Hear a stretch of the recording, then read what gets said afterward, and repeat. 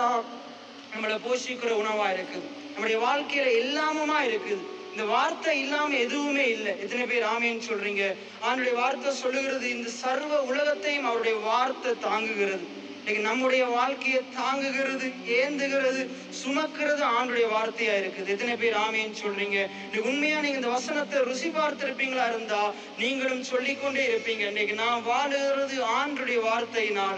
எத்தனை பேர் ஆமேன்னு சொல்றீங்க? அப்ப ஆண்டுடைய வார்த்தை சொல்லுகிறது பாருங்க, கர்த்தர் சொன்ன வார்த்தை நிறைவேறும் அளவு. இன்னைக்கு ஆண்டவர் சொன்ன ஒவ்வொரு வார்த்தைகளும் நிச்சயமா நிறைவேறும். அது நிறைவேறாம போகிறதுக்கு வாய்ப்பே கிடையாது.